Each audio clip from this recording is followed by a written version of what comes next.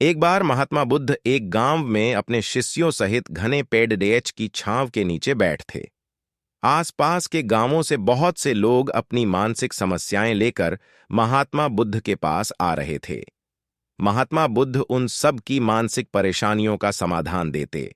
सब लोग खुशी खुशी अपनी समस्याओं का समाधान पाकर वहां से लौट रहे थे। वहीं से कुछ दूर बैठा लोगों को बुद्ध के पास जाते देख एक दुखी भिखारी अपने भाग्य को कोसता हुआ यही सोचने लगा कि अभी कुछ देर पहले तो ये लोग दुखी मन से मुंह लटकाए उन महात्मा के पास गए थे, और अब इतना खुश होकर कैसे वापस लौट रहे हैं। आखिर माजरा क्या है, जरा मैं भी जाकर देखूं कि वो महात्मा ऐसा कौन सा खजाना बांट रहा है इन लोगों को। वे इतने प्रसन्न हुए कि उनके चेहरे लाल हो गए। जब वो दुख भिखारी कुछ नजदीक गया तो उसने देखा कि ये महात्मा तो लोगों को प्रवचन देकर लोगों के दुख का निवारण कर रहे हैं।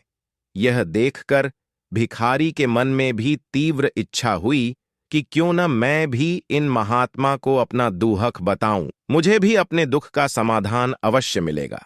बस फिर क्या था, समाधान पाने की लालसा लिए भिखारी महात्मा बुद्ध के सामने पहुंचा और हाथ जोड़ ढाकर प्रणाम करते हुए बोला, हे महात्मा बुद्ध, मैं भी लोगों की मदद करना चाहता हूं।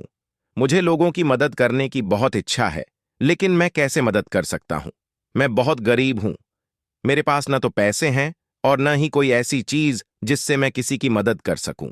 मैं कोशिश करने पर भी किसी की मदद नहीं कर सकता। मुझे भगवान ने इतना गरीब क्यों बनाया? हे महात्मा, मुझ पर कुछ कृपा करो। इतना बोलते हुए भिखारी रोने लगा। महात्मा बुद्ध बोले, आप बहुत अज्ञानी हैं, क्योंकि आप अभी तक इस भ्रम में जी रहे हो कि तुम्हारे पास कुछ नहीं, जबकि दूसरों को कुछ देने के लिए तुम्हारे पास बहुत कुछ है। तुम बिना धन और वस्तु के भी दूसरों की मदद कर सकते हो।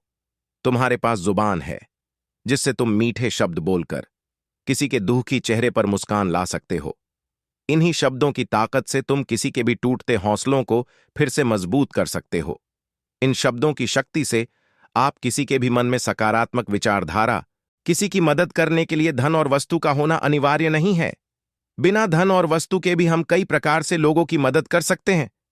महात्मा बुद्ध के ज्ञान से भरे ये सुंदर शब्द सुनकर भिखारी के चेहरे पर मुस्कान आ गई और वह खुशी से झूमता हुआ वहां से चला गया।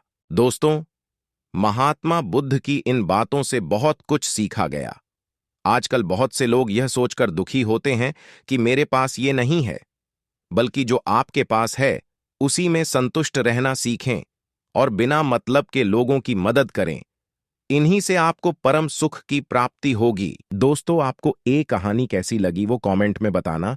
अगर कहानी अच्छी लगी हो तो वीडियो को लाइक कर देना, और मोटिवेशनल स्टोरीज चैनल पर पहली बार आए हैं तो चैनल को सब्सक्राइब कर देना। धन्यवाद। नमो बुद्धाय।